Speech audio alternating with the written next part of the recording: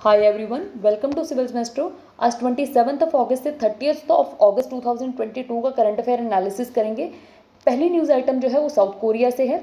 South Korea ने एक अभी नया रिकॉर्ड बनाया है फर्टिलिटी रेट के बारे में।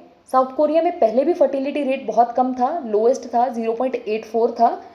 अब जो है उसका फर्टिलिटी रेट और ज़्यादा कम हो चुका है, अब 0.81 है। साउथ कोरिया ने न्यू रिकॉर्ड बनाया है। इससे पहले कभी भी 0.81 से नीचे फर्टिलिटी रेट कभी भी नहीं देखने को मिला था किसी भी कंट्री का। फर्टिलिटी रेट क्या होता है कि एक वुमेन अपने टोटल रिप्रोडक्टिव टाइम पीरियड में, इन सेंस कि जब वो चिल्ड्रन प्रोड्यूस कर सकती है, जिसको कि 15 to 14 ईयर का एज ग्रुप में माना जाता है वुमेन के केस में, तो इस टाइम पीरियड में एक वुमेन ऑन एन एवरेज कितने चिल्ड्रन प्रोड्यूस करती है उसको फर्टिलिटी रेट बोला जाता है। तो साउथ कोरिया में एक वुमेन 0.81 चिल्ड्रन प्रोड्यूस कर रही है ऑन एन एवरेज अपने पूरे रिप्रोडक्टिव टाइम पीरियड में। ये बहुत ज़्यादा कम है। अब United nation global population projections और वर्ल्ड बैंक के डेटा के अकॉर्डिंग साउथ कोरिया जो है वो वर्ल्ड की फास्टेस्ट एजिंग इकॉनमी या फास्टेस्ट एजिंग नेशन बन चुका है, क्योंकि वहाँ पे नए चिल्ड्रन प्रोड्यूस नहीं हो रहे हैं और प्रेजेंट जो पॉपुलेशन है वो तो टाइम के साथ एज हो ही रही है। साउथ कोरिया का जो सेंट्रल बैंक है, वहाँ के जो गवर्नर है री चैंग योंग, उन्होंने भी अप्रैल में वार्न किया था कि साउथ कोरिया की इकॉनमी जो है वो सेकुलर स्टैग्नेशन की तरफ बढ़ रही है, इन अ सेंस कि वहाँ की पॉपुलेशन जो है बहुत कम हो रही है, लेकिन वहाँ की जिसकी वजह से उसकी प्रोडक्टिविटी जो है वो भी कम हुई जा रही है। अब कंडीशन क्या है, क्योंकि पॉपुलेशन की एज होने की वजह से वर्किंग एज में जो पॉपुलेशन है वो कम होती जाती है और डिपेंडेंट पॉपुलेशन बढ़ जाती है। वर्कफोर्स के डिक्रीज होने की वजह से क्या होता है कि ग्रोथ रेट जो है वो भी डिक्रीज हो जाता है, जिसकी वजह से प्रोडक्टिविटी स्लो हो जाती है। टोटल फर्टिलिटी रेट क्या है कि एवरेज नंबर ऑफ चिल्ड्रन जो एक वुमेन प्रोड्यूस करती है अपने रिप्रोडक्टिव टाइम पीरियड में। टोटल फर्टिलिटी रेट जो होता है ये एक इंपॉर्टेंट फैक्टर है जो बहुत हेल्प करता है पॉपुलेशन ग्रोथ के स्टैटिस्टिक्स को डिटरमाइन करने में, और किसी कंट्री की डेमोग्राफिक स्टेबिलिटी क्या होगी, इन द सेंस कि उसमें कितनी वर्कफोर्स होगी, कितनी लेबर पॉपुलेशन होगी और कितनी जो है डिपेंडेंट पॉपुलेशन होगी। इसमें ये हेल्प करता है। अब इंडिया का फर्टिलिटी रेट जो है वो अब से पहले मतलब 2015-16 के डेटा के अकॉर्डिंग 2.2 था, लेकिन अब जो है नेशनल फैमिली हेल्थ सर्वे 5 के अकॉर्डिंग जो है हमारा फर्टिलिटी रेट 2.0 हो चुका है, जो कि कंपैरेटिवली एक अच्छा इंडिकेटर है। अब अगर इसको स्प्लिट करें, अब स्प्लिट करने से क्या है कि रूरल अर्बन का देखें अगर डिफरेंस, तो अर्बन एरियाज में फर्टिलिटी रेट जो है वो 1.6 है और अर्बन एरियाज में है 2.1 है। ओवरऑल अगर देखें तो वो ऑल इंडिया बेसिस पे 2 है। नेक्स्ट न्यूज आइटम जो है वो अटल टिंकरिंग लैब्स के बारे में है। अटल इनोवेशन मिशन ने नीति आयोग के साथ मिलकर एक नया टारगेट बनाया है कि वो 500 से ज़्यादा अटल टिंकरिंग लैब जम्मू और कश्मीर में सेटअप करेंगे, ताकि वहाँ के जो हाई स्कूल के बच्चे हैं उनको उनका इनोवेटिव जो माइंडसेट है उसको और ज़्यादा नर्चर किया जाए। और ये जो है ये यंग माइंड को एनकरेज करेगा फील्ड में, कि यंग माइंड्स को इंकरेज करेगा फील्ड में और चैलेंज करेगा स्टूडेंट्स को, ताकि वो प्रोड्यूसर ऑफ प्रोडक्ट्स बने rather than being consumer of products, कि वो प्रोडक्ट्स को प्रोड्यूस करें रादर देन सिर्फ उसके एक पैसिव कंज्यूमर बन जाए उसके अलावा। और अटल इनोवेशन मिशन के बारे में जान लेते हैं। अटल इनोवेशन मिशन जो है ये गवर्नमेंट ऑफ इंडिया की एक फ्लैगशिप स्कीम है, जो कि इनोवेशन के और एंटरप्रेन्योरशिप के कल्चर को प्रमोट करने के लिए कंट्री में लाई गई थी। ये 2016 में सेटअप की गई थी नीति आयोग के अंडर। इसके अलावा ऑब्जेक्टिव क्या है? सबसे पहला ऑब्जेक्टिव है कि नई पॉलिसीज डेवलप करनी है, नए प्रोग्राम डेवलप करने हैं, ताकि इनोवेशन का आइडिया है, इन सेंस कि जो इनोवेशन की एक स्पिरिट है उसको फोस्टर किया जा सके डिफरेंट सेक्टर्स ऑफ इकोनॉमी में, कि सारे के सारे सेक्टर ऑफ इकोनॉमी जो हैं, चाहे वो मैन्युफैक्चरिंग है, चाहे वो सर्विस सेक्टर है, चाहे वो एग्रीकल्चर है, या हर सेक्टर है, वहाँ पे ज़्यादा से ज़्यादा इनोवेशन लाई जा सके। दूसरे नंबर पे क्या करना है? पहले तो पॉलिसीज़ डेवलप कर दिया। दूसरे केस में क्या करना है कि कोलैबोरेशन प्रोवाइड करना है, कि अपॉर्चुनिटीज़ जो भी होती हैं उसकी कोलैबोरेशन करनी है और एक कॉमन प्लेटफॉर्म प्रोवाइड करना है वेरियस स्टेक होल्डर्स को, ताकि वो सभी लोग जो हैं इक्वली अपॉर्चुनिटीज़ को एक्सेस कर सके। तीसरा, एक अवेयरनेस वाला जो है मैकेनिज्म क्रिएट करना है, एक अम्ब्रेला स्ट्रक्चर क्रिएट करना है, कि अगर इनोवेशन का इकोसिस्टम इंडिया में बढ़ भी रहा है तो उसको एक मॉनिटर करने के लिए एक ओवरसाइट मैकेनिज्म बनाना है। ये इसका 3 ऑब्जेक्टिव्स हैं। अब जो अटल इनोवेशन मिशन है उसके अंडर इनिशिएटिव्स क्या है। सबसे पहला अटल टिंकरिंग लैब्स है। अटल टिंकरिंग लैब जो है ये प्रॉब्लम सॉल्विंग माइंडसेट को प्रमोट करने के लिए बनाई गई हैं कि पूरे इंडिया के जो स्कूल्स हैं वहाँ पे एक problem solving kind of mindset जो है इंट्रोड्यूस किया जा सके। नेक्स्ट अटल इंक्यूबेशन सेंटर्स हैं। अब अटल इंक्यूबेशन सेंटर्स में क्या होगा कि वर्ल्ड क्लास स्टार्टअप्स और adding a new dimension to the incubator model, कि एक वर्ल्ड क्लास जो स्टार्टअप्स हैं उनका एक इकोसिस्टम जो है वहाँ उसको इंडिया में प्रमोट किया जा सके, इन अ सेंस कि fostering the world class startups add new dimension add की जाए इंक्यूबेटर मॉडल्स में। उसके अलावा अटल न्यू इंडिया चैलेंज है। इसके अंदर क्या किया जाएगा कि foster the product innovation and aligning them with the needs of society of the sector and ministries, कि नए प्रोडक्ट बनाए जाएंगे इनोवेशंस के आइडियाज़ को यूज़ करके, और जो नई इनोवेटरी मैकेनिज्म है या जो नए इनोवेशन वाले आइडियाज़ हैं उनको सेक्टर स्पेसिफिक बनाया जाए, उनको मिनिस्ट्री स्पेसिफिक, मतलब उसको डिमांड के अकॉर्डिंग नए आइडियाज़ जो हैं उनको बनाया जाए, उनको मिनिस्ट्री या सेक्टर के साथ अलाइन भी किया जाए साथ में। नेक्स्ट मेंटर इंडिया कैंपेन है। मेंटोर क्या होता है कि कोई भी पर्सन जो किसी स्टार्टअप को, किसी बिजनेस को या फिर इन जनरल किसी भी पर्सन को एक गाइडेंस प्रोवाइड करता है। तो एक नेशनल मेंटरशिप नेटवर्क बनाने की बात है कि नेशनल मेंटोर्स का एक नेटवर्क बनाया जाएगा पब्लिक सेक्टर के साथ कोलैबोरेशन में, कि पब्लिक सेक्टर से, कॉर्पोरेट से, इंस्टीट्यूशन से कुछ लोग आएंगे जो नए स्टार्टअप्स को, नए इनिशिएटिव्स को जो है मेंटोरशिप प्रोवाइड करेंगे। नेक्स्ट अटल कम्युनिटी इनोवेशन सेंटर बनाए जाएंगे ताकि कम्युनिटी सेंट्रिक इनोवेटिव आइडियाज़ जो हैं स्पेशली अंडर सर्व्ड और अनसर्व्ड एरियाज़ में, जैसे कि टीयर 2 टीयर 3 जो सिटीज़ हैं वहाँ पे जो है कम्युनिटी सेंट्रिक इनोवेटिव आइडियाज़ जो हैं वो लाई जाएँ। उसके अलावा Atal research and innovation for small industry ARISE scheme जो है कि अटल रिसर्च एंड इनोवेशन करनी है फॉर स्मॉल एंटरप्राइजेस के लिए, कि इनोवेशन का जो एक इकोसिस्टम है, रिसर्च का जो इकोसिस्टम है वो एमएसएमई इंडस्ट्री को भी फायदा करे, जो कि काइंड ऑफ इंडिया का बैकबोन है। तो उसके लिए अराइज स्कीम जो है इसके अंदर लाई गई है। ये इसके बारे में था। नेक्स्ट न्यूज आइटम जो है वो प्रधानमंत्री भारतीय जन उर्वरक परियोजना के बारे में है। उर्वरक का मतलब होता है fertiliser. So ministry of chemical and fertiliser जो है उन्होंने एक नया one nation one fertiliser scheme लाई है।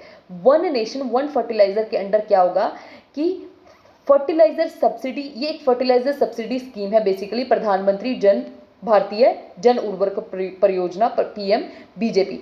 सो इससे क्या है कि अक्टूबर से क्या होगा कि जितने भी सब्सिडाइज्ड फर्टिलाइजर इंडिया में मिलते हैं, जिनके भी ऊपर गवर्नमेंट जो सब्सिडी प्रोवाइड करती है जिन भी फर्टिलाइजर्स के ऊपर, सो वो सारे फर्टिलाइजर जो है वो एक सिंगल ब्रांड नेम के अंडर जो है वो सेल किए जाएंगे। इन अ सेंस कि जो पैकिंग होगी उसको भी एक ही ब्रांड नेम के अंडर सेल किया जाएगा, वो ब्रांड का नाम होगा भारत। एक सिंगल भारत ब्रांड के अंडर इनको सेल किया जाएगा। One nation one fertiliser scheme अब डिटेल में थोड़ा सा देख लेते हैं। इस स्कीम के अंडर क्या होगा कि सारी की सारी फर्टिलाइजर कंपनीज जो हैं, स्टेट ट्रेडिंग एंटिटीज जो हैं, जो कि फर्टिलाइजर्स को ट्रेड करती हैं, और फर्टिलाइजिंग मार्केटिंग एंटिटीज जो हैं, उनको अब एक सिंगल भारत ब्रांड जो है उसको यूज़ करना पड़ेगा फर्टिलाइजर्स के लिए, और प्रधानमंत्री भारतीय जन उर्वरक परियोजना का जो लोगो है उसके अंडर ही उनको ऑपरेट करना पड़ेगा। अब बहुत सारे सिंगल ब्रांड नेम है, मतलब जैसे यूरिया है, यूरिया के लिए, या यूरिया है, मतलब फर्टिलाइजर्स की बात कर रही हैं, जैसे कि यूरिया है, डीएपी है, एमओपी है, एनपीकेएस है। तो ये सारे जो आपने सुना होगा कि ये फर्टिलाइजर्स हैं। सो इनको अब एक कॉमन, अब ये अलग अलग ब्रांड नेम के अंदर जाते हैं कि यूरिया की अलग अलग कंपनीज हैं, डीएपी की अलग अलग है, एमओपी की, और ये जो एनपीके है, ठीक है, इनकी अलग अलग सिस्टम है। लेकिन अब क्या होगा कि सबको एक ही ब्रांड नेम के अंदर जाना जाएगा, Bharat urea, Bharat DAP, Bharat MOP, Bharat NPK. तो इन नेम से इनको जाना जाएगा। ऑल्सो एक लोगो जो कि इंडिकेट करेगा fertiliser subsidy scheme under PM BJP, इसको यूज़ किया जाएगा फर्टिलाइजर बैग के ऊपर। जैसे मैंने बताया कि ये बैग होगा, अब बैग के ऊपर क्या होगा कि मेजरली भारत वाला ये टैग होगा, ब्रांड नेम होगा, लोगो होगा, और उसका जो इस बैग है जो जिसमें ये फर्टिलाइजर पैक किया जाता है, इसका मैक्सिमम 1/3 हिस्सा जो है ना उसको जो कंपनीज हैं यूज़ कर पाएंगी अपनी पर्सनल ब्रांडिंग के लिए। उसके अलावा सारा जो है वो भारत ब्रांड के अंडर आएगा। Under the scheme companies are allowed to display their name. Companies जो है वो अपने नाम, अपना ब्रांड, अपना लोगो जो है वो भी मेंशन कर सकती हैं। और जैसे लेकिन मैंने बताया सिर्फ 1/3 स्पेस जो है बैग के ऊपर उसको उनको दी जाएगी अपना एडवर्टीजमेंट के लिए। ऑन द रिमेनिंग 2/3 स्पेस जो है वहाँ पे भारत ब्रांड होगा, पीएम बीजेपी ये जो योजना है इसका लोगो होगा वो शो किया जाएगा। स्कीम जो है इसका मेन एम ये है कि यूनिफॉर्मिटी लेके आनी है फर्टिलाइजर ब्रांड्स में, कि पूरी कंट्री में जितने भी फर्टिलाइजर्स हैं वो एक ही ब्रांड नेम भारत के अंडर बेचे जाएं। सो ये था पीएम बीजेपी योजना के बारे में। नेक्स्ट जो है वो स्वच्छ सागर सुरक्षित सागर कैंपेन के बारे में है। यूनियन मिनिस्टर ऑफ एनवायरनमेंट ने अभी पार्टिसिपेट किया है स्वच्छ सागर और सुरक्षित सागर कैंपेन में। सागर इन द सेंस ओशन को बोलते हैं। ये पुडुचेरी में इन्होंने अभी पार्टिसिपेट किया था। अब कैंपेन क्या है? स्वच्छ सागर सुरक्षित सागर का मतलब है क्लीन कोस्ट सेफ कोस्ट, मतलब ये एक कैंपेन है। ये 75 डेज का सिटीजन लेड इनिशिएटिव है जिसमें सिटीजन्स पार्टिसिपेट कर रहे हैं और कोस्टल और ओशन की हेल्थ को इम्प्रूव करने के लिए कम्युनिटी एक्शन लिए जा रहे हैं कि लोग आपस में मिलके कोस्ट को साफ कर रहे हैं, ठीक है, और ओशन को हेल्दी करने के लिए इनिशिएटिव्स ले रहे हैं, उसको साफ करने के लिए इनिशिएटिव ले रहे हैं। ये कैंपेन जो है 5 जुलाई 2022 को स्टार्ट हुई है और ये 17 सितंबर 2022 तक चलेगी और 17 सितंबर को ये एंड होगी उस दिन international coastal cleanup day celebrate किया जाता है इंटरनेशनली उस दिन। तो उस दिन ये कल्मिनेट होगी इन द सेंस कि उस दिन ये कंप्लीट होगी कैंपेन। अब इस कैंपेन की ये जो कैंपेन है इसके 3 मेन गोल हैं। पहला गोल ये है कि कंज्यूम रिस्पॉन्सिबली, कि जो भी हम लोगों को रिस्पॉन्सिबली आर्टिकल्स को यूज़ करना चाहिए ताकि वेस्ट जनरेशन जो है कम से कम हो, वेस्ट जनरेशन जो है वो डिक्रीज हो। सेकंड, पहला तो ये टारगेट है। दूसरा गोल है कि सेपरेट वेस्ट, अगर वेस्ट जनरेट हो गया है मतलब इन द सेंस जो भी वेस्ट जनरेट हुआ है उसको अपने घर पे ही उसको सेपरेट करना है ड्राई वेस्ट वेट वेस्ट में, ठीक है, हार्मफुल वेस्ट नॉन हार्मफुल और जिस भी तरीके की उसकी क्लासिफिकेशन हो सकती है तो उसको घर पे ही डिफ्रेंशिएट करना है। उसके बाद उस वेस्ट को प्रॉपरली डिस्पोज करना है कि रिस्पॉन्सिबली उसको डिस्पोज करना है जहाँ पे भी उसकी जिस तरीके से मतलब according to the government guidelines जैसे भी वो है। उसके अलावा कैंपेन जो है इसको स्पीयरहेड कर रहे हैं by ministry of earth sciences. तो मिनिस्ट्री ऑफ अर्थ साइंसेज और ministry of environment forest and climate change जो है ये मिलके Indian coast guard, national disaster management authority यानी कि एनडीएमए और अदर सेंट्रल मिनिस्ट्रीज जो है इसको मिलके बाकी सारे एजुकेशनल इंस्टीट्यूशंस के साथ भी मिलके ये इस जो कैंपेन है इसको चला रहे हैं इन द सेंस कि इसको प्रमोट कर रहे हैं। जो कोस्टल क्लीनअप कैंपेन है इसको 75 बीचेस में लेके जाया जाएगा और एक कोस्ट लाइन का 1 किलोमीटर का जो एरिया है 1 स्क्वायर किलोमीटर का एरिया है वहाँ पे अप्रॉक्सीमेटली 75 वॉलंटियर्स जो है वो इन्वॉल्व होंगे। सो ये इनिशिएटिव है ministry of earth sciences, ministry of forest environment forest and climate change, उसके अलावा इंडियन कोस्ट गार्ड, एनडीएमए, ठीक है, और इन सब का ये एक इनिशिएटिव है। इसमें 75 बीचेस हैं, 75 वॉलंटियर्स एवरी स्क्वायर किलोमीटर जो है कोस्ट लाइन के होंगे। अब इंडिया का ये देख लेते हैं मैप में थोड़ा सा कि इंडिया जो है उसका नॉर्थ साउथ एक्सटेंट देख लेते हैं कि इंडिया सबसे पहले तो इंडिया की जो लॉन्गेस्ट कोस्ट लाइन जो है वो गुजरात की है। लॉन्गेस्ट कोस्ट लाइन जो है वो गुजरात की है।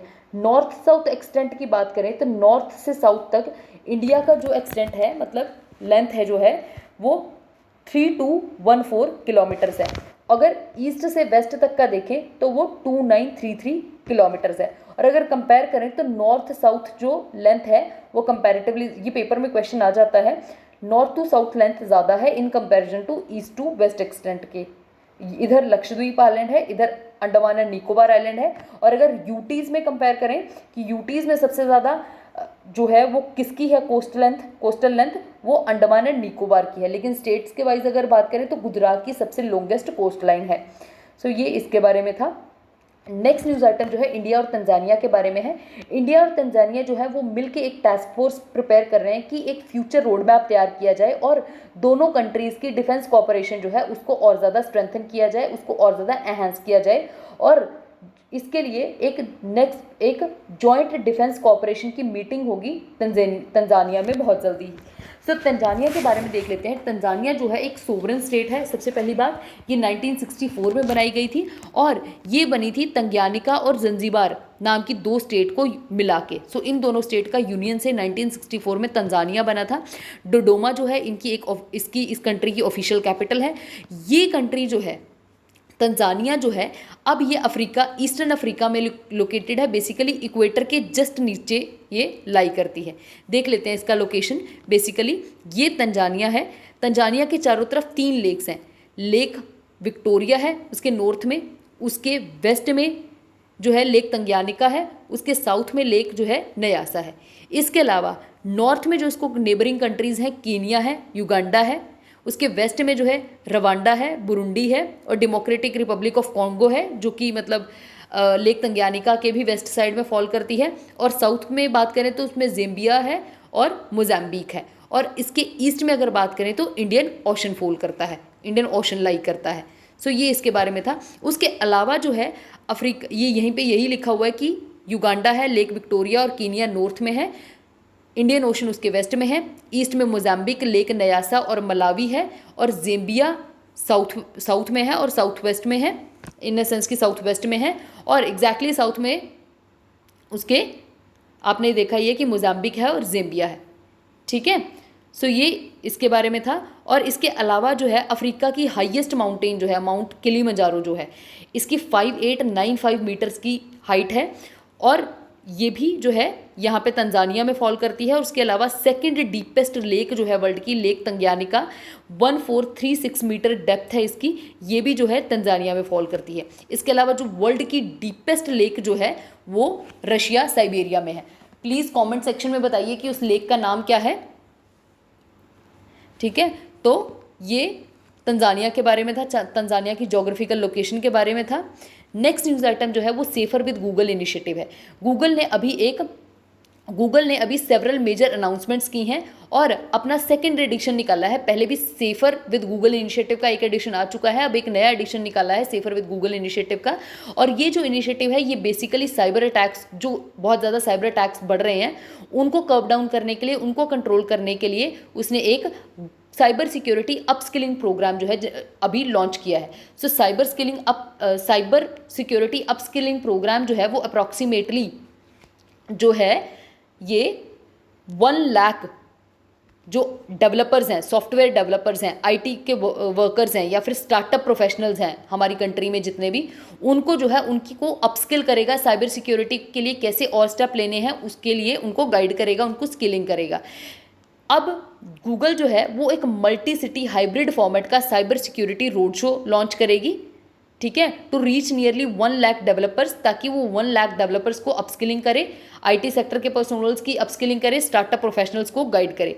पार्टिसिपेंट जो है, जो भी पार्टिसिपेट करेंगे इस अपस्किलिंग प्रोग्राम में, उनको यूनिक टूल्स के बारे में बताया जाएगा, प्रोवाइड किए जाएंगे, उनको डिटेल गाइडेंस दी जाएगी और उनको बेस्ट प्रैक्टिसेस बताई जाएंगी कि कैसे ज़्यादा से ज़्यादा सेफ ऐप्स जो है उनको डेवलप किया जा सके। गूगल इस इनिशिएटिव के अंडर जो है ministry of electronic and information technology, mighty जो बोलते हैं इसको, और डिजिटल इंडिया कॉरपोरेशन के साथ कोलैबोरेट करेगा, और फ्यू लीडिंग बैंक जो हैं इंडिया के वो भी हेल्प करेंगे, ताकि गूगल एक मल्टीलिंगुअल, काफ़ी सारी लैंग्वेजेस में एक यूज़र अवेयरनेस कैंपेन जो है, ताकि यूज़र को अवेयर करने के लिए भी एक इसके साथ साथ कैंपेन जो है लॉन्च कर सके, ताकि जो है डिजिटल ट्रांजैक्शन की बेस्ट प्रैक्टिसेस जो हैं उनको लोग अडॉप्ट करें और कम से कम साइबर फ्रॉड्स को फेस करें, इन द सेंस कि कम से कम साइबर फ्रॉड्स उनके साथ हों, क्योंकि उनकी अपस्किलिंग की जाए और साथ में। इसके अलावा स्किल सपोर्ट में क्या है कि गूगल जो है to offer digital skilling support, कि स्पेशली डिजिटल स्किलिंग सपोर्ट जो है वो वुमेन को प्रोवाइड करने की बात हुई है। LGBTQ कम्युनिटी और सीनियर सिटीजन यूजर्स जो हैं उनको भी स्किलिंग प्रोवाइड करने की बात हुई है। गूगल ने अनाउंस किया है कि एक $2 मिलियन का एक नॉन प्रॉफिट, $2 मिलियन को यूज़ करके 3 नॉन प्रॉफिट ऑर्गेनाइजेशन बनाई जाएंगी, कलेक्टिव गुड फाउंडेशन नाम से, help age India and point of view नाम की ये 3 नॉन प्रॉफिट ऑर्गेनाइजेशन बनाई जाएंगी, ताकि डिजिटल स्किलिंग या फिर digital support, skilling support provide की जा सके विमेन को, LGBTQI को और साथ में सीनियर सिटीजन्स को। इसके अलावा बी इंटरनेट अवेयरनेस प्रोग्राम है। गूगल ने और अनाउंस किया है कि वो CBSE के साथ, central board of secondary education के साथ मिलके बी इंटरनेट ऑसम प्रोग्राम जो है बच्चों के लिए लॉन्च करेगा। ये प्रोग्राम के अंडर क्या होगा कि फ्री ऑनलाइन प्रोग्राम प्रोवाइड किया जाएगा, बच्चों को टीच किया जाएगा, ताकि वो स्मार्ट और सेफ इंटरनेट यूज़र बन सके फ्यूचर में। उसके अलावा गूगल ने एक प्रोटेक्टिंग चिल्ड्रन .गूगल नाम की एक वेबसाइट लॉन्च की है, ये वेबसाइट जो है ये चाइल्ड सेफ्टी टूल किट के साथ लॉन्च की गई है, जिससे कि जो कि बच्चों को इनेबल करेगी कि 3 इंडियन लैंग्वेजेस में, ताकि वो 3 इंडियन लैंग्वेजेस में सीख सकें, इन द सेंस कि बंगाली में बेसिकली, हिंदी में और तमिल में। वेबसाइट जो है वो बच्चों के लिए लॉन्च की गई है चाइल्ड सेफ्टी टूल किट्स के साथ। तो ये गूगल के इनिशिएटिव के बारे में था। नेक्स्ट ट्राइबल टीबी इनिशिएटिव है। सो ट्राइबल टीबी इनिशिएटिव जो है ये एक जॉइंट इनिशिएटिव है मिनिस्ट्री ऑफ ट्राइबल अफेयर का और central TB division. Central TB division जो है वो मिनिस्ट्री ऑफ हेल्थ के साथ का पार्ट है एक। सो मिनिस्ट्री ऑफ ट्राइबल अफेयर और मिनिस्ट्री ऑफ हेल्थ ने मिलकर एक ट्राइबल टीबी इनिशिएटिव जो है लॉन्च किया है। इसके लिए साथ में यूएसएड ने इसमें पार्टिसिपेट किया है एज टेक्निकल पार्टनर, और पिरामल हेल्थ जो है उन्होंने वो इसके इम्प्लीमेंटिंग पार्टनर्स हैं कि टीबी को इरेडिकेट करना है ट्राइबल पॉपुलेशन के लिए, ट्राइबल पॉपुलेशन में से। तो उसके लिए जो है मिनिस्ट्री ऑफ ट्राइबल अफेयर और मिनिस्ट्री ऑफ हेल्थ अफेयर ने यूएसएड और पिरामिल फाउंडेशन के साथ पार्टनरशिप की है। अब इस इनिशिएटिव के अंडर क्या होगा कि एक आश्वासन कैंपेन लॉन्च की जाएगी। आश्वासन कैंपेन जो है इसको लॉन्च किया गया है, नंदरबार डिस्ट्रिक्ट है एक महाराष्ट्र की, तो नंदरबार महाराष्ट्र के इस डिस्ट्रिक्ट में ये कैंपेन लॉन्च की गई है। इस कैंपेन में क्या है अब कि जो एक्टिव केसेस हैं, टीबी के एक्टिव केसेस हैं 174 ट्राइबल डिस्ट्रिक्ट जो इंडिया में, उनमें से एक्टिव ट्राइबल की टीबी के केसेस ट्राइबल्स में उसको डिटेक्ट करना है। कैंपेन जो है उसने अभी क्या किया है कि it has brought together 2 lakh community influencers who participated with full dedication to make campaign a success. कि 2 लाख कम्युनिटी इन्फ्लुएंसर्स को रोप इन किया है और उनसे उन्होंने पार्टिसिपेट किया है और फुल डेडिकेशन के साथ इस कैंपेन को लॉन्च किया है। इसमें पार्टिसिपेट किया है कि ज़्यादा से ज़्यादा अवेयरनेस क्रिएट की जाए। अब इनमें क्या है, कौन कौन लोगों ने पार्टिसिपेट किया है? ट्राइबल लीडर्स ने पार्टिसिपेट किया है, ट्राइबल डॉक्टर्स ने, पंचायती राज इंस्टीट्यूशन के मेंबर्स ने, सेल्फ हेल्प ग्रुप्स ने, यूथ ने, ट्राइबल एरियाज़ में से इन सब ने पार्टिसिपेट किया है कि डोर टू डोर कैंपेन की जाए, ठीक है, डोर टू डोर स्क्रीनिंग की जाए। तो ये सब में इसमें पार्टिसिपेशन हुई है और होपफुली टीबी को इरेडिकेट भी कर दिया जाएगा। अब ये जो इंडिया की एक कैंपेन है, ये बेसिकली इंडिया का एक टारगेट है कि 2025 तक टीबी को इंडिया से एलिमिनेट कर देना है। तो उसके ही कॉन्टिन्यूएशन में उसी कमिटमेंट को जल्दी फुलफिल करने के लिए ये कैंपेन जो है टीबी वाली लॉन्च की गई है। वर्ल्ड हेल्थ ऑर्गेनाइजेशन का टारगेट बेसिकली वैसे 2030 तक टीबी को एलिमिनेट करना है, लेकिन इंडिया में 2025 तक जो है इसको इरेडिकेट करने की बात होती है, जो कि 5 years before the WHO target है। उसके अलावा क्या है, अब टीबी के बारे में जान लेते हैं कि टीबी जो है माइकोबैक्टीरियम ट्यूबरक्लोसिस से होती है। ये बेसिकली लंग्स को इम्पैक्ट करती है और एक इन्फेक्टेड पर्सन से, ये एक बैक्टीरियल इन्फेक्शन है फर्स्ट ऑफ ऑल, जो कि माइकोबैक्टीरियम ट्यूबरक्लोसिस नाम की एक बैक्टीरिया से होता है, ठीक है। अब एक पर्सन को अगर टीबी है तो वो दूसरे पर्सन को टीबी स्प्रेड कर सकता है। तो ये कम्युनिकेबल डिसीज़ है, ठीक है, जो कि कफिंग से, स्नीजिंग से और स्पिटिंग से होती है। सिम्टम क्या है इसमें? सबसे पहले तो बहुत लंबे टाइम के लिए पेशेंट को खांसी होती है 3 से 4 हफ्ते तक। उसके अलावा चेस्ट पेन होता है, वीकनेस होती है, फटीग होती है, वेट लॉस भी होता है और फीवर भी होता है। ये तो एक केस है। उसके अलावा बहुत सारे पेशेंट्स को क्या होता है कि कई केसेस में ऐसे सिम्टम्स तो आते हैं, लेकिन बहुत सारे केसेस में ये सिम्टम्स नहीं भी आते हैं टीबी के। सो एसिम्प्टोमेटिक टीबी भी होता है।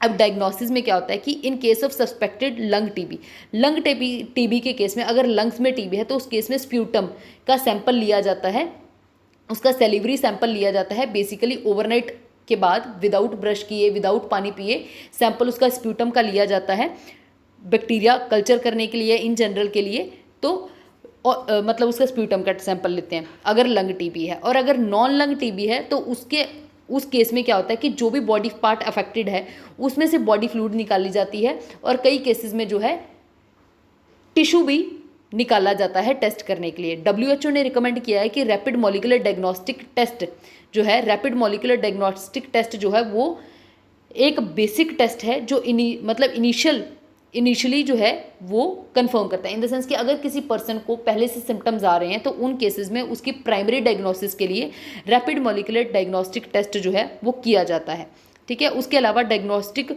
टूल्स और जो यूज़ किए जाते हैं, मतलब इन द सेंस कि और ज़्यादा डायग्नोसिस को पुख्ता करने के लिए क्या क्या यूज़ किया जाता है, स्प्यूटम को टेस्ट किया जाता है। कैसे कि स्प्यूटम को लेते हैं, उसमें उसका कल्चर करते हैं, उसको मतलब एक स्मीयर को माइक्रोस्कोप के अंडर देखते हैं, और अगर बाई चांस नहीं आता है तो उसको कल्चर किया जाता है, इन द सेंस कि उसको ग्रो किया जाता है कि बाई चांस अगर उसमें बहुत कम अमाउंट ऑफ बैक्टीरिया है तो कि अगर वो बैक्टीरिया ऑलरेडी प्रेजेंट है तो वो ग्रो करेगा ही करेगा।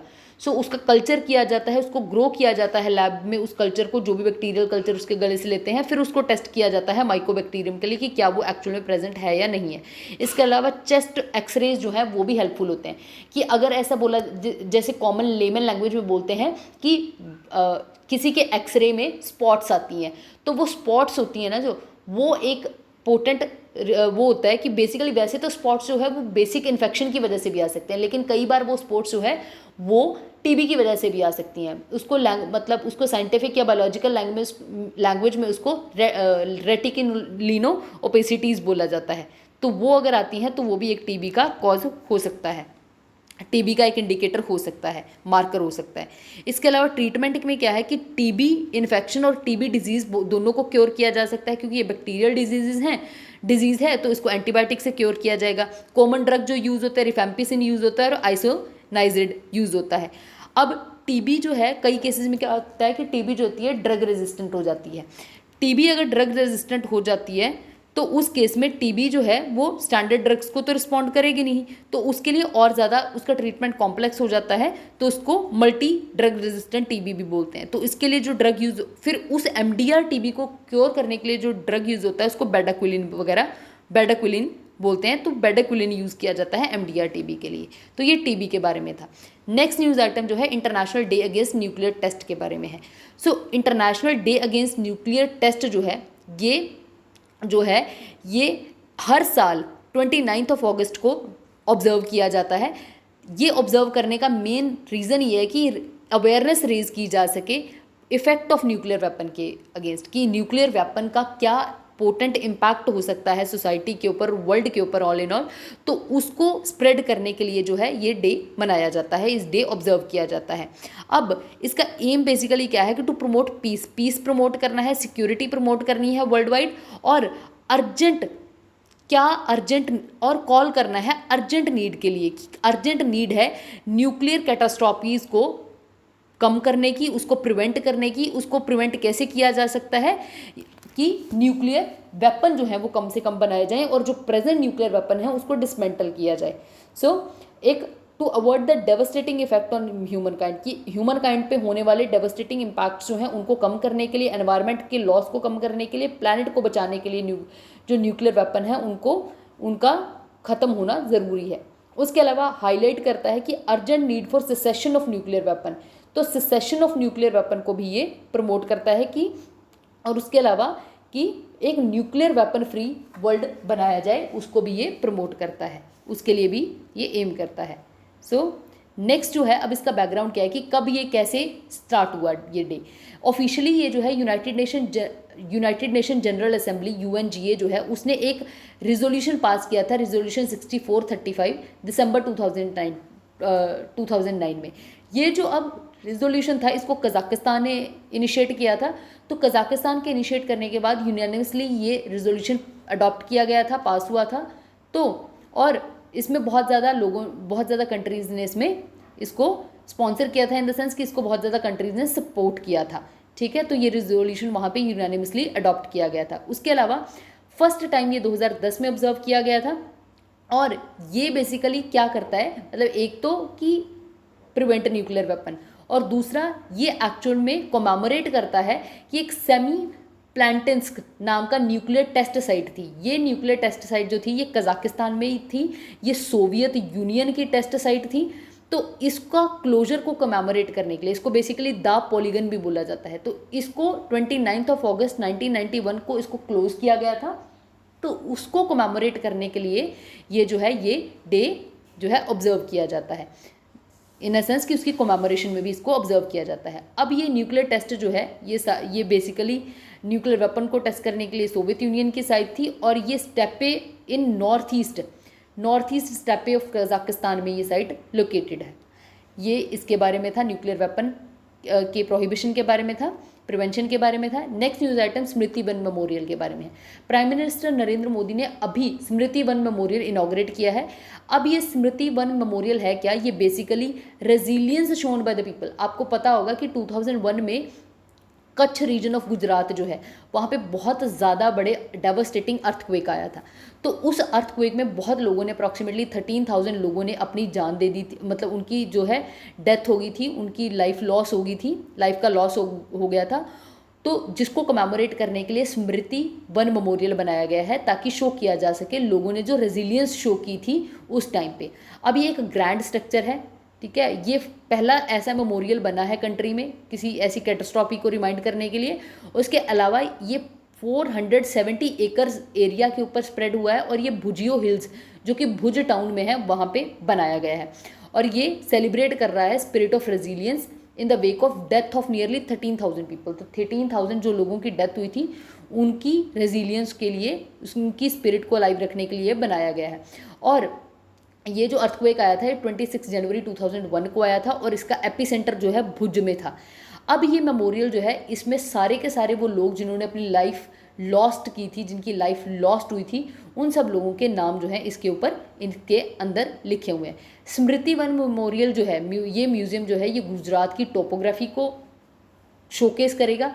उसके अलावा कैसे उस सारे एरिया को दोबारा से रीडेवलप किया गया है, रीबिल्डिंग के क्या इनिशिएटिव्स लिए गए थे, क्या सक्सेस स्टोरीज रही हैं उसके बाद 2001 के अर्थक्वेक के बाद, उन सारी चीज़ों के बारे में इन्फॉर्म करेगा, ठीक है। And also about different kind of disaster and future readiness, तो फ्यूचर रेडीनेस को भी ये उसमें इंक्लूड किया जाएगा।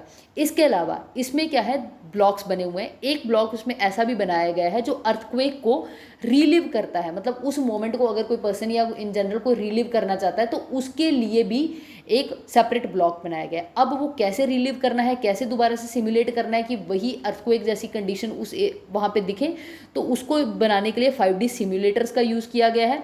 और उसके अलावा एक ब्लॉक में तो ये है, उसके अलावा एक अनदर ब्लॉक है जहाँ पे लोग जो है वो होमेज पे करते हैं उन सोल्स को जिन्होंने अपनी लाइफ लूज़ की है उस एरिया में।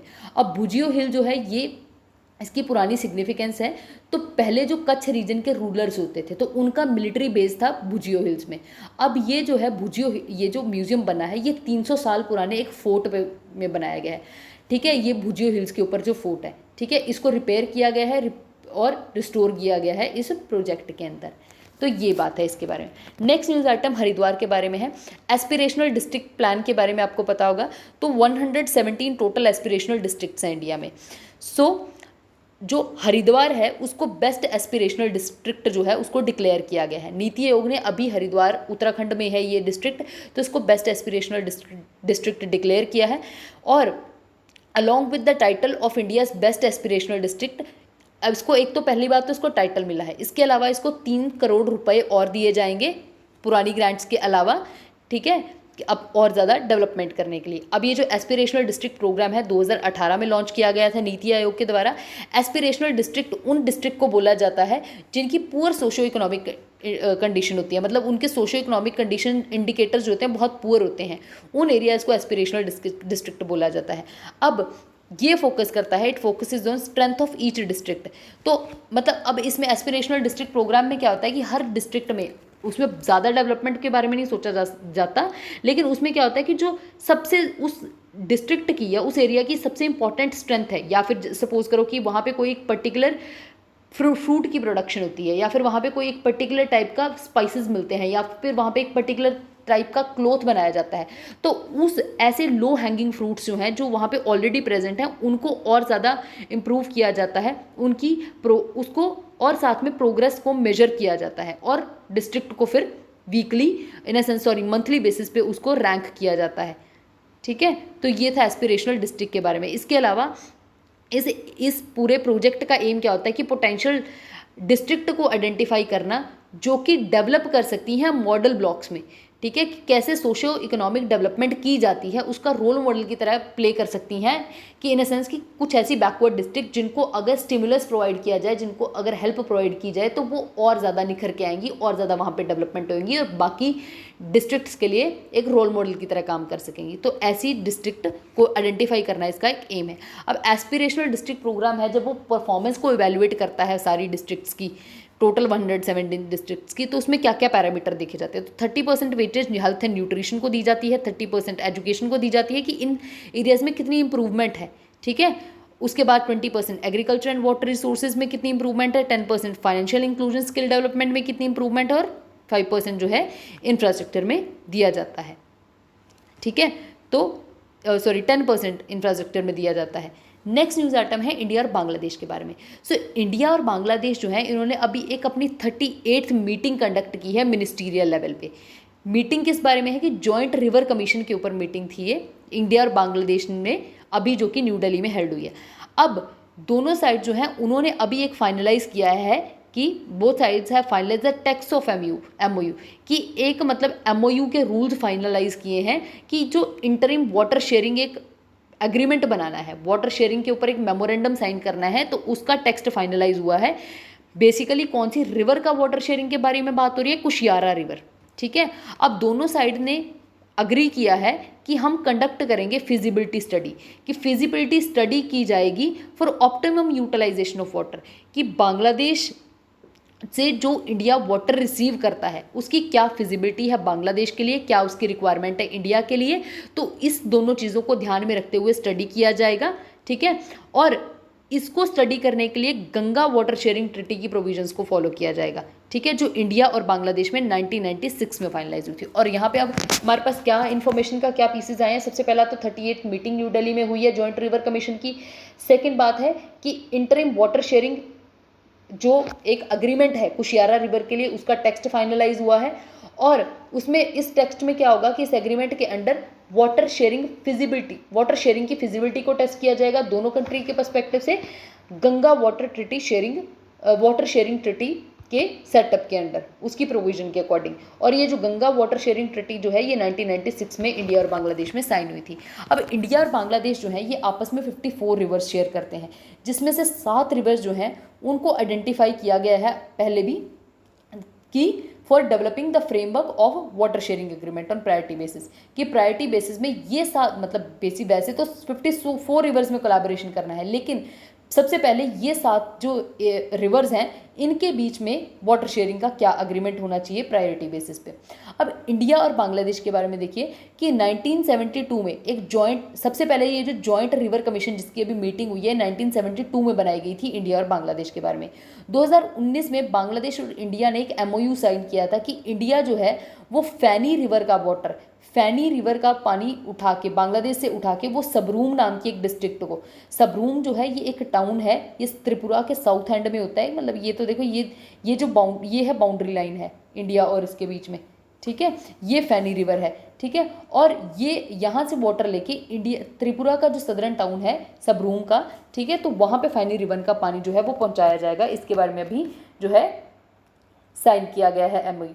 ये जो है ये ब्लू वाली ये फैनी रिवर है, ठीक है, ये सबरूम है, ठीक है, और ये जो है इंटरनेशनल लाइन है इंडिया और बांग्लादेश के बीच में, ठीक है।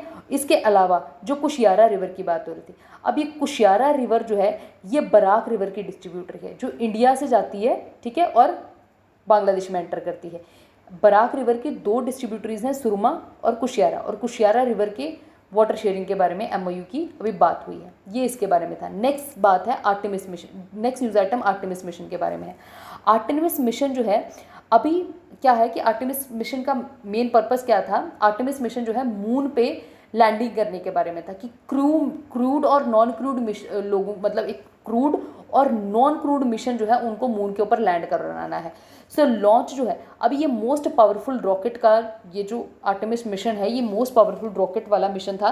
तो इसकी टेस्ट फ्लाइट जो है मून के ऊपर, ठीक है, मून के ऑर्बिट में इसको पोस्टपोन कर दिया गया है साइंटिस्ट के द्वारा, क्योंकि वहाँ पे एक हाइड्रोजन का लीक देखने को मिला था। तो आर्टेमिस 1 जो है मिशन जो है ये केप कैनावरल से दोबारा से होगा, लेकिन किसी और डेट पे होगा, अपनी डिज़ाइन डेट पे नहीं होगा।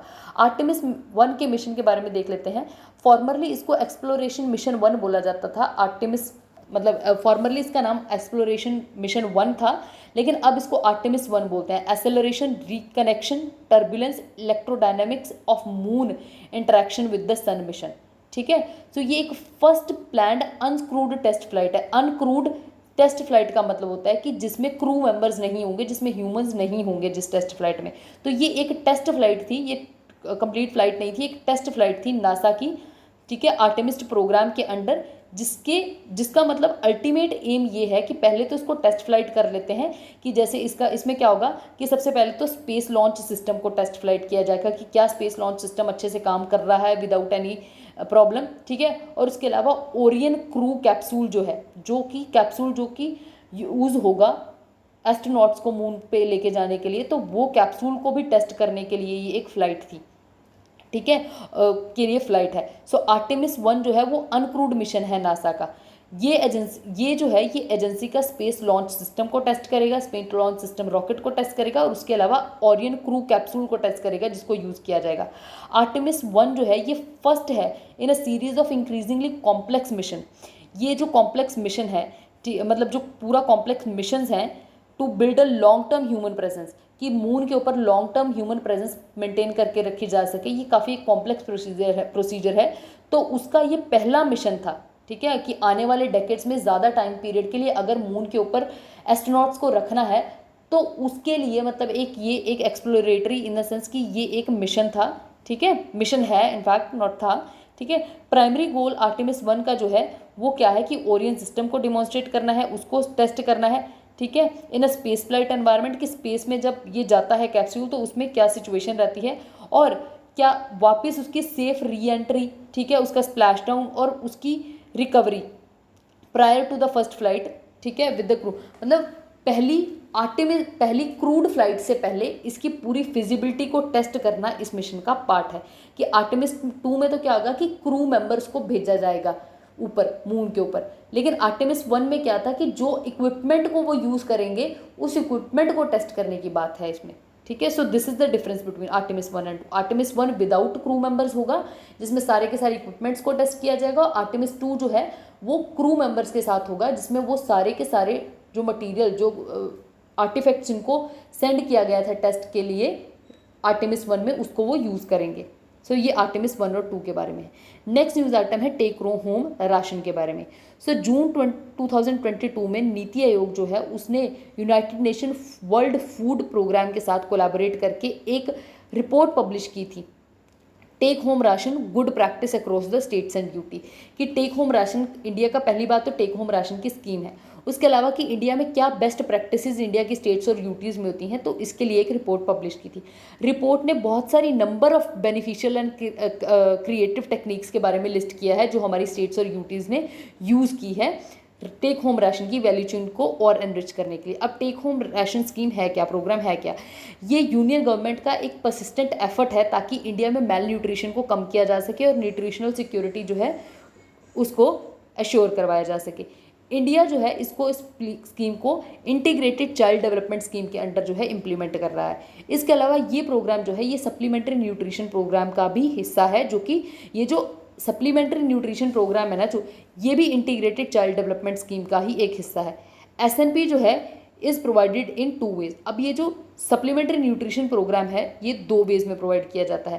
That is take home ration, पहला इन द सेंस कि टेक होम राशन कि या तो राशन लेके जाएं, इन द सेंस कि रॉ मटेरियल जैसे कि राइस है, वीट है, तो इस चीज़ को घर पे लेके जाएं। दूसरा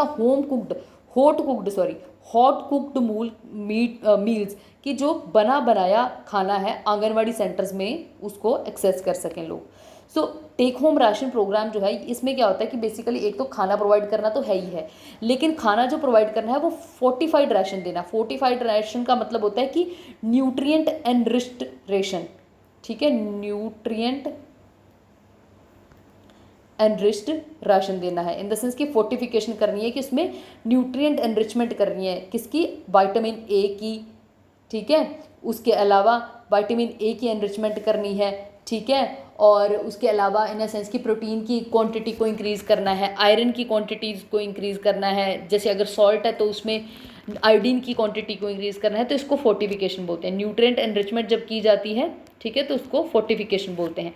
सो the take home ration programme जो है वो ऑफर करता है कि फोर्टिफाइड राशन जो है for use at home and for children for the age of 6 से 36 मंथ के जो बच्चे हैं, प्रेग्नेंट वुमेन है और लैक्टेटिंग वुमेन है, उसके लिए ये फोर्टिफाइड राशन देने की बात होती है। Take home ration aim to fulfil in the nutrition gap among the infant, कि जो बच्चों में न्यूट्रिशन गैप रह जाते हैं, यंग चिल्ड्रन में न्यूट्रिशन गैप रहते हैं, ठीक है, उनको कॉम्प्लीमेंट्री फीडिंग के थ्रू ये गैप्स को फुलफिल करना है। इस प्रोग्राम के अंडर राशन जो है वो रॉ इंग्रेडिएंट्स की फॉर्मेट में भी दिया जा सकता है और उसके अलावा कुक्ड फूड की फॉर्मेट में भी दिया जा सकता है। नेक्स्ट न्यूज़ आइटम जो है सिल्वर जुबली ऑफ एनपीपीए के बारे में है। Union ministry of chemical and fertiliser जो है उन्होंने अभी एड्रेस किया है silver jubilee celebration of national pharmaceutical pricing authority. National pharmaceutical pricing authority जो है इसकी सिल्वर जुबली जो है इसको अभी सेलिब्रेट किया गया है। अब नेशनल फार्मास्यूटिकल प्राइजिंग अथॉरिटी है क्या? नेशनल फार्मास्यूटिकल प्राइजिंग अथॉरिटी जो है ये एक इंडिपेंडेंट बॉडी है एक्सपर्ट्स की, इन द सेंस कि ये काइंड ऑफ इंडिपेंडेंट बॉडी है, ठीक है, जो मिनिस्ट्री ऑफ केमिकल और फर्टिलाइजर्स के अंडर काम करती है और ये 1997 में बनाई गई थी। अब ये क्या है कि इसका मेन काम क्या है कि सबसे पहले तो ये इम्प्लीमेंट करती है, एनफोर्स करती है ड्रग प्राइस कंट्रोल ऑर्डर को। ड्रग प्राइस कंट्रोल ऑर्डर जो है उसकी जितनी भी रेगुलेशंस हैं, प्रोविजंस हैं, उनको ये जो है इम्प्लीमेंट करती है, उस प्रोविजंस को एनफोर्स करती है। अब ड्रग प्राइस कंट्रोल ऑर्डर जो है इसका मतलब मेन काम क्या है कि इसने जो मेडिसिन होती हैं उनके प्राइस को रेगुलेट करना है, ठीक है, जितनी पावर उसको दी गई है उसके अकॉर्डिंग। अब NPPA is delegated with powers to exercise functions of central government. Central government के कुछ functions with respect to drug price control order, ठीक है। ड्रग प्राइस कंट्रोल ऑर्डर के अंडर जो भी सेंट्रल गवर्नमेंट के काम होते हैं, मतलब उसको कंट्रोल रेगुलेट करने वाले जो होते हैं, उसकी जो प्रोविजंस होती हैं उसको इन्फोर्स करने वाला काम होता है सेंट्रल गवर्नमेंट का, वो एनपीपीए करती है। अब एनपीपीए का फंक्शन क्या है? मतलब फंक्शन में बेसिकली क्या होता है कि फिक्सिएशन करना है सबसे पहले, ठीक है। अब दो तरह की मेडिकेशंस होती हैं, एक जिनका प्राइस रेगुलेटेड होता है, एक नॉन रेगुलेटेड होता है। तो एनपीपीए का फंक्शन क्या होता है कि include the fixation and revision of price. Fixation करनी है और रिवीजन करनी है ऑफ प्राइसेस कि शेड्यूल्ड ड्रग्स जो हैं, ठीक है, शेड्यूल्ड ड्रग्स बेसिकली वो ड्रग्स होते हैं जो शेड्यूल 1 ऑफ डीपीसीओ के अंडर लिखे गए होते हैं, उसमें जो इंक्लूड किए गए होते हैं, which are subject to price control. Basically scheduled drug उन ड्रग्स को बोला जाता है जिनका प्राइस कंट्रोल किया जाता है, ठीक है। मैंने बताया ना दो तरह के ड्रग्स हैं, प्राइस कंट्रोल होता है जिनका सरकार के द्वारा, जिनका नहीं होता है। जिनका कंट्रोल होता है उनको शेड्यूल 1 ऑफ डीपीसीओ में डाला जाता है, ठीक है, और वो शेड्यूल 1 ऑफ डीपीसीओ का पार्ट होते हैं और उनका जो गवर्नमेंट है वो एनपीपीए के थ्रू उनका प्राइस जो है उसको फिक्स करती है, उसको रिवाइज करती है उस प्राइस को टाइम टू टाइम। एंड सबसे पहला तो काम क्या है इसका एनपीपीए का? Fixation and revision of prices of scheduled drugs and formulation and monitoring of the prices of, कि जो डीकंट्रोल्ड ड्रग्स हैं, जो कंट्रोल्ड ड्रग्स हैं उनका तो प्राइस फिक्स करना है, और जो डीकंट्रोल्ड ड्रग्स हैं, ठीक है, उनके प्राइस के चेंज को मॉनिटर करना है, ठीक है। तो ये मेन काम है एनपीपीओ का, ठीक है। उसके अलावा जब भी कोई मतलब काइंड ऑफ ड्रग की अवेलेबिलिटी की शॉर्टेज होती है, ठीक है, पहली बात तो मॉनिटर करना है कि ड्रग की अवेलेबिलिटी कितनी है। उसके अलावा अगर ड्रग की शॉर्टेज हो जाती है, ठीक है, तो उस केस में रेमेडियल स्टेप जो भी लेने हैं वो भी आपके एनपीपीए के फंक्शन उस भी जुरिस्डिक्शन में आता है।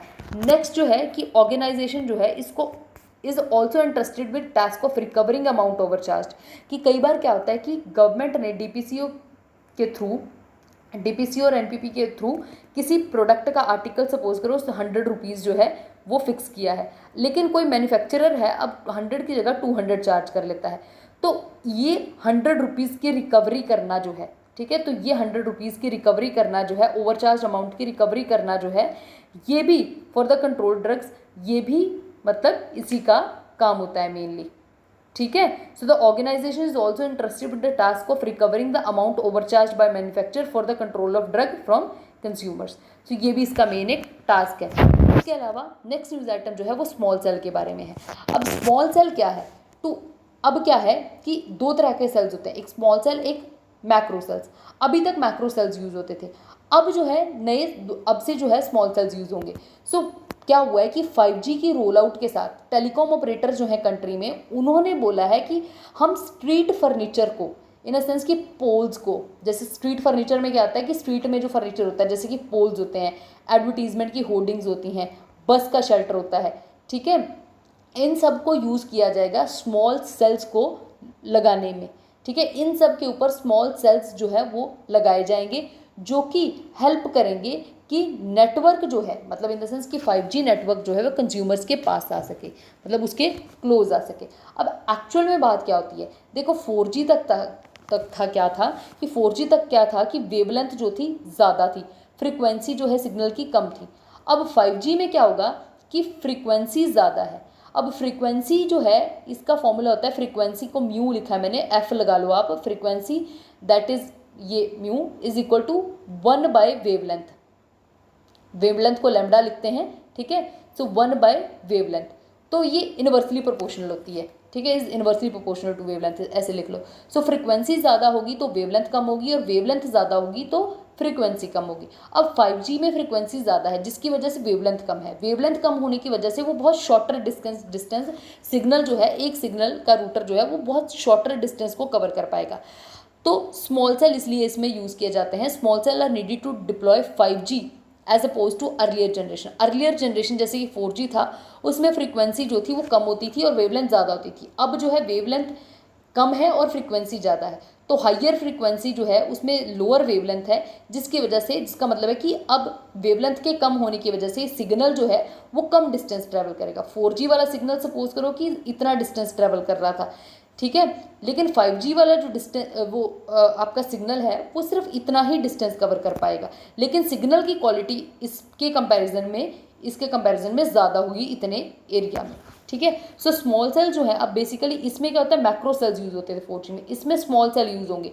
स्मॉल सेल जो है ये low powered radio access nodes हैं, ठीक है, और बेस स्टेशंस, ठीक है, that have a coverage range of few metres up to few hundred metre, कुछ 100 मैक्सिमम, मतलब 100-200 मीटर्स तक की इसकी रेंज होती है, और ये पोर्टेबल होते हैं और इनको ईजिली डिप्लॉय किया जा सकता है। तो इसीलिए बोला जा रहा है कि इनको स्ट्रीट के इंफ्रास्ट्रक्चर के ऊपर डिप्लॉय किया जाएगा ताकि लोकलाइज्ड कवरेज प्रोवाइड की जा सके। अब TRI जो ट्राई के अकॉर्डिंग, ठीक है, ट्राई के अकॉर्डिंग क्या होगा कि telecom regulatory agency of India जो है उसके telecom regulatory authority of India के पेपर के अकॉर्डिंग, ठीक है, स्मॉल सेल जो है वो वेरी शॉर्ट डिस्टेंस कवर करते हैं, शॉर्ट डिस्टेंस कवर करते हैं, जिसकी वजह से एक एरिया में, अगर मान लो कि सपोज करो कि 1 स्क्वायर किलोमीटर में, कई बार होता है कि 1 स्क्वायर किलोमीटर एरिया को कवर करने के लिए 200 से ज़्यादा स्मॉल सेल भी लगाने पड़ सकते हैं, ठीक है।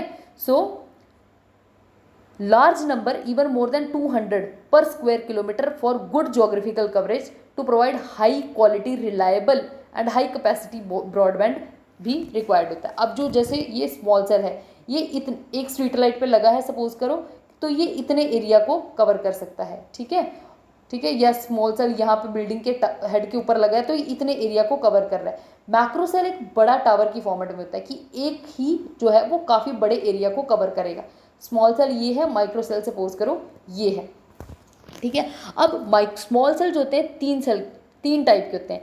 स्मॉल सेल्स में आता है एक फेम्टो सेल होता है, पीको सेल होता है, माइक्रो सेल होता है। फेम्टो सेल जो होता है ये वायरलेस रूटर्स की तरह होता है, ठीक है, जिनकी मैक्सिमम रेंज 10 मीटर तक होती है, कि मैक्सिमम 10 मीटर के एरिया में ये सिग्नल प्रोवाइड करते हैं। फेम्टो सेल जो है वो can only accommodate few users, वो सिर्फ फ्यू यूजर्स को ही जो है वो अकोमोडेट कर सकते हैं, कि 2 या 3-4 लोग मैक्सिमम इसको कर सकते हैं यूज़, और ये इंडोर्स मतलब डिप्लॉय किए जाते हैं, बेसिकली इंडोर यूज़ किए जाते हैं। पीको सेल जो है ये कंपैरेटिवली ज़्यादा एक्सटेंसिव रेंज को कवर करते हैं, जैसे कि 200 मीटर तक का डिस्टेंस ये कवर कर लेते हैं, और मैक्सिमम 100 यूजर्स को ये सपोर्ट कर सकते हैं, ठीक है। तो ये बड़े इंडोर जो होते हैं, जैसे ये तो घर में हो गया, फेम्टो सेल एक नॉर्मल हाउस होल्ड में हो जाएगा। पीको सेल जो है जैसे हॉस्पिटल, एयरपोर्ट, ट्रेन स्टेशन, इन सब एरियाज में यूज होते हैं। नेक्स्ट है माइक्रो सेल्स। माइक्रो सेल जो होते हैं कंपैरेटिवली ज़्यादा पोटेंट टाइप के स्मॉल सेल्स होते हैं, और इनकी रेंज जो है वो 2 किलोमीटर तक हो सकती है।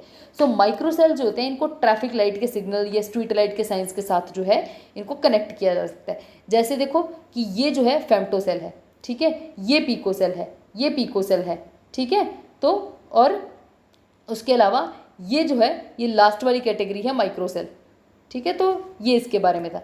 नेक्स्ट न्यूज़ आइटम जो है वो नेशनली डिटरमाइंड कॉन्ट्रीब्यूशन के बारे में है। अब इंडिया ने, अब पहले क्या है कि इंडिया ने 2015 में 5 नेशनली डिटरमाइंड कॉन्ट्रीब्यूशन जो है बताए थे UNFCCC को। अब जो है उसने 3 और ऐड कर दिए हैं, total 8 nationally determined contribution NDC के गोल्स जो हैं हमने सबमिट किए हैं UNFCCC को। अब ये NDC है क्या? बेसिकली नेशनली डिटरमाइंड कॉन्ट्रीब्यूशन जो है, हर कंट्री ने अपना कॉन्ट्रीब्यूशन के लिए कुछ गोल्स बताए हैं कि हम फॉर्मली उन्होंने सबमिट किया है प्रपोजल कि हम इस सेंचुरी के एंड तक 2% से, ताकि कम वार्मिंग हो, 2% से कम, मतलब 2 डिग्री सेल्सियस से टेम्परेचर कम रहे, मतलब इंक्रीज इन टेम्परेचर जो है वो 2 डिग्री से कम ही रहे, तो उसके लिए हर कंट्री जो है वो क्या कंट्रीब्यूट करेगी। सो चाइना ने अपना किया है, इंडिया ने अपना किया है, तो हर कंट्री ने अपनी अपनी nationally determined contribution formally present किए हैं UNFCCC को। सो अब क्या है, NDC are climate action targets, ये क्लाइमेट एक्शन टारगेट्स हैं पेरिस एग्रीमेंट के अंदर। सो सबमिटेड NDC के अकॉर्डिंग इंडिया जो है वो approximately 50% of total installed capacity, तो अपनी कैपेसिटी का टोटल 50% एनर्जी का टोटल 100, मान लो 100x उसने एनर्जी प्रोड्यूस करनी है, तो उसका 50x जो है, मतलब 50x जो है वो non fossil fuel based energy से इंडिया प्रोड्यूस करेगा बाय 2030। ये हमारा एक नेशनली डिटरमाइंड कॉन्ट्रीब्यूशन है, ठीक है, NDC गोल है हमारा। और इन्फॉर्मेशन के बारे में क्या है कि इंडिया ने जो है टोटल 8 गोल सबमिट किए हैं, अभी 3 अपडेट, उसमें पहले 2015 में 5 थे और अब इसमें 3 अपडेट किए हैं, ठीक है। वो 5 ऐसे कैसे हैं, 3 उसमें, 3 में लेकिन अपडेशन हुई है। India's NDC does not commit to any sector specific mitigation, हमारा कोई सेक्टर स्पेसिफिक मिटिगेशन में हमने नहीं पार्टिसिपेट किया है, हमने ओवरऑल मिटिगेशन की बात की है। According to India submission, country's goal of obtaining 50% of cumulative electric power installed by non fossil fuel, पहली बात हमने की है कि 50% ऑफ टोटल जो है हमने नॉन फॉसिल फ्यूल बेस्ड से लाना है bye 2030।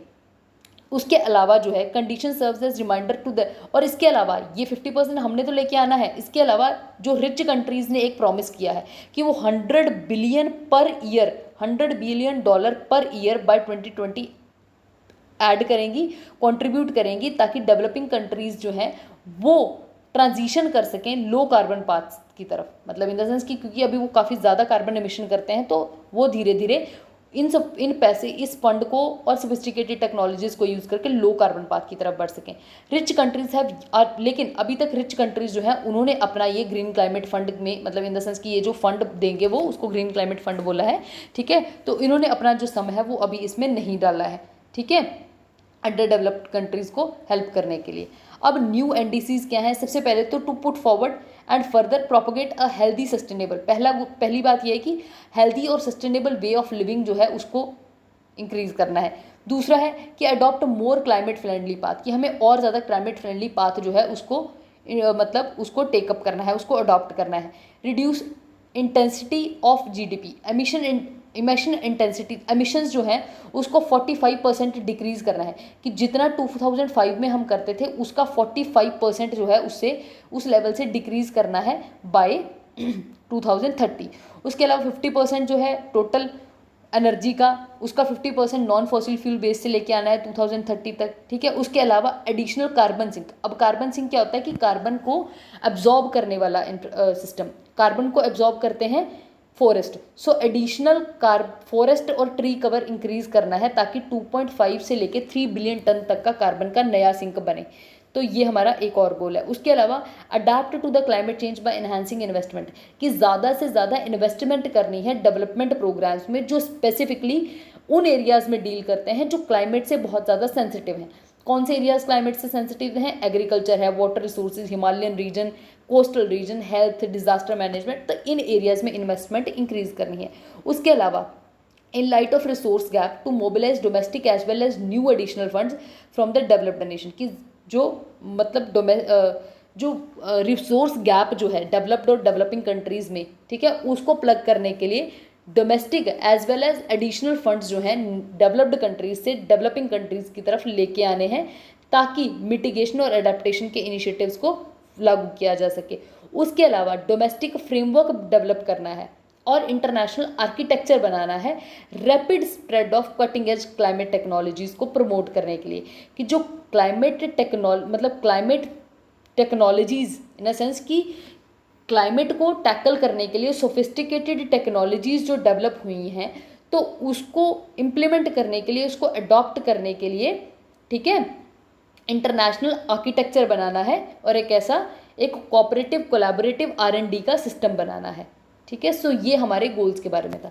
Next news item Boeing 787 aircraft के बारे में है। अभी क्या था कि इंडिया ने एक गगन नेविगेशन सिस्टम लाया था, ठीक है। सो गगन नेविगेशन सिस्टम क्या किया था कि एक ये एयरक्राफ्ट मार्केट में नेविगेशन को इंक्रीज करने के लिए एक इंडिया का अपना सिस्टम था। तो गवर्नमेंट ऑफ इंडिया ने एक स्कीम लाई थी कि जितने भी अब से इंडिया एयरक्राफ्ट प्रोक्योर करेगा, एयरक्राफ्ट मंगवाएगा, बाहर से लेगा या बनाएगा, तो उसमें गगन नेविगेशन सिस्टम जो है इंक्लूड किया जाएगा। लेकिन अभी इंडिया ने बोइंग 787 एयरक्राफ्ट जो है वो मंगवाने हैं, ठीक है। लेकिन अब जो कंपनी उसकी प्रोड्यूसर है उसने बोला है कि अगर इसमें गगन नेविगेशन सिस्टम ऐड करना है तो उसके लिए बहुत ज़्यादा मेजर डिज़ाइन चेंज करना पड़ेगा। तो जिसकी वजह से गवर्नमेंट ऑफ इंडिया ने अभी कहा है कि दिसंबर 2025 तक जो भी हम एयरक्राफ्ट लेंगे या बनाएंगे तो उसमें गगन सिस्टम जो है वो नहीं इंट्रोड्यूस किया जाएगा, उसमें गगन जो है नहीं इंक्लूड किया जाएगा। 2025 के बाद गगन जो है उसको इंक्लूड किया जाएगा। अब गगन है क्या? गगन एक एक्रोनिम है GPS aided GEO, geo stationary equatorial orbit augmented navigation system, GPS aided GEO augmented navigation system. ये एक नेविगेशन सिस्टम है। एक्चुअल में क्या था कि जो GPS था वो अकेला जो है वो इंटरनेशनल सिविल एविएशन ऑर्गेनाइजेशन की नेविगेशनल रिक्वायरमेंट्स को, इन द सेंस कि इंटरनेशनली जो एयरक्राफ्ट की मूवमेंट के लिए नेविगेशन की जितनी रिक्वायरमेंट होती है ना, तो उसको GPS अकेला फुलफिल नहीं कर सकता था, क्योंकि आयनोस्फीयर में जब सिग्नल सेंड किए जाते थे उसमें आयनोस्फेरिक डिस्टर्बेंसेज ऐड होती थी, एरर आ जाता था और टाइम लैग आता था। तो उसको करेक्ट करने के लिए इंडिया ने एक सिस्टम लॉन्च किया था, गगन सिस्टम, ठीक है। तो इंटरनेशनल सिविल एविएशन ऑर्गेनाइजेशन की रिक्वायरमेंट को फुलफिल करने के लिए एक गगन नेविगेशन सिस्टम लाया गया था। सो ये सिस्टम जो है ये एयरपोर्ट अथॉरिटी ऑफ इंडिया, ठीक है, इसने मिलके मतलब फ्लाइट इंफॉर्मेशन मतलब airport of authority of India, ठीक है, उसके अलावा इसरो, ठीक है, या और स्पेस बेस्ड ऑगमेंटेशन सिस्टम बनाया है। इन द सेंस कि ये जो गगन है ये एक स्पेस बेस्ड ऑगमेंटेशन सिस्टम है जो इसरो ने एयरपोर्ट अथॉरिटी ऑफ इंडिया के साथ मिलकर बनाया है, ताकि बेस्ट पॉसिबल नेविगेशनल सर्विसेज जो हैं फ्लाइट इंफॉर्मेशन रीजन में प्रोवाइड की जा सकें, ताकि जो भी पुराना जो सिस्टम था जिसमें आइनोस्फेरिक डिस्टर्बेंसेस की वजह से टाइम लैग मिलता था और एक्चुअल लोकेशन नहीं पता चलती थी, जो भी एरर्स की वजह से, उसको जो है कम से कम किया जा सके। और साथ में जो सैटेलाइट की जो इसके अलावा जो है जो भी सैटेलाइट ऑर्बिट एरर्स हैं या फिर vital information regarding health of satellite जो है उसको भी एक्सेस किया जा सके, तो उसके लिए गगन सिस्टम लाया गया। अब गगन जो है उसमें क्या है कि set of ground reference station होता है। उसमें क्या होता है कि ग्राउंड रेफरेंस स्टेशन होते हैं। सबसे पहले तो ग्राउंड रेफरेंस स्टेशन जो है वो इंडिया में वेरियस लोकेशंस पे लगाए गए हैं, ठीक है, और इनको इंडियन रेफरेंस स्टेशन बोला जाता है, INRES, ठीक है। अब ये जो है ये सारे के सारे स्टेशन जो हैं ये GPS सैटेलाइट डेटा को कलेक्ट करते हैं। अब ये कनेक्टेड होते हैं कि इंडियन मास्टर कंट्रोल सेंटर से। सो ये डेटा कलेक्ट करेंगे, फिर उसको फॉरवर्ड करेंगे इंडियन मास्टर कंट्रोल सेंटर को, ठीक है, जो कि डेटा कलेक्ट करेगा इन रेफरेंस स्टेशन से, ठीक है। अब द करेक्टेड डिफरेंशियल मैसेज, अब ये जो करेक्टेड डिफरेंशियल जो ये GPS का डेटा पहले इन्होंने कलेक्ट किया, फिर यहाँ से मास्टर कंट्रोल सेंटर में गया, वहाँ से ये डेटा जो है उसको अपलिंक किया जाएगा, मतलब इंडियन अपलिंक स्टेशन से उसको अपलिंक किया जाएगा। अपलिंक इन द सेंस कि उसको दोबारा से भेजा जाएगा ऊपर स्पेस में, ठीक है। देन उसको ब्रॉडकास्ट किया जाएगा सिग्नल को 3 जियो स्टेशनरी सैटेलाइट से, GSAT-8, GSAT-10 और GSAT-15 से, ठीक है। अब एक बार इसको डायग्राम में देख लेते हैं, थोड़ा हो गया होगा टफ, कि ये इंडियन रेफरेंस स्टेशन है अलग अलग साइड पे, सपोज यहाँ पे है, यहाँ पे, यहाँ पे, ये सारे जो हैं ये एक इंडियन मास्टर स्टेशन से कनेक्टेड है। इन्होंने GPS का डेटा कलेक्ट किया सैटेलाइट से, इसको इंडियन मास्टर स्टेशन में भेजा, ठीक है। अब ये जो मास्टर स्टेशन है ये इंडियन लैंड अपलिंक स्टेशन को यूज़ करके ये सिग्नल को भेजेगा ऊपर। अब यहाँ से GSAT-8, GSAT-10 और GSAT-9 जो है ये जो है ये डेटा को मतलब इन द सेंस कि ये इस मैसेज को यहाँ से दोबारा भेजेंगे वापस नीचे, ठीक है, इसको दोबारा से भेजेंगे जीपीएस सैटेलाइट्स के पास और एयरक्राफ्ट के पास डायरेक्टली। ये देखो कि यहाँ से दोबारा जो डेटा है ये आएगा डायरेक्टली एयरक्राफ्ट के पास, जिसकी वजह से क्या होगा कि टाइम का लैग जो है या इंटरफेरेंसेस या डिस्टर्बेंसेस जो भी हो रही थी उनकी वजह से जो नुकसान हो रहा था इन द सेंस कि उसकी वजह से जो लोकेशन में लैग आ रहा था वो अब नहीं आएगा। अब ये कवरेज किस किस को प्रोवाइड करता है, ये जो है अफ्रीका से ऑस्ट्रेलिया, इंडिया को तो है ये बीच में, अफ्रीका से ऑस्ट्रेलिया तक का एरिया को कवर कर सकता है। उसके अलावा सिस्टम जो है ये इसको इंटरऑपरेट किया जा सकता है बाकी सारे SBAS सिस्टम्स के साथ, जैसे कि US wide area augmentation, US का जो सिस्टम है, यूरोपियन जियो स्टेशनरी नेविगेशन सिस्टम के साथ यूज़ किया जा सकता है इसको, Japanese empty satellite augmentation system के साथ इसको जो है यूज़ किया जा सकता है। ठीक है, ये इसके बारे में था। So this was all about today. I hope you people liked it. Please share it with your friends, और इसका PDF अगर आपको एक्सेस करना है तो उसको मैं टेलीग्राम चैनल में डाल दूंगी। इसके अलावा टेलीग्राम चैनल को ज्वाइन कीजिए, बिकॉज उसमें इस करंट अफेयर के रिलेटेड और इन जनरल स्टैटिक UPSC और बाकी एग्जाम्स के रिलेटेड क्वेश्चंस भी पोस्ट किए जाते हैं। ठीक है, so I hope you liked it. Please share with your friends. Thank you so much.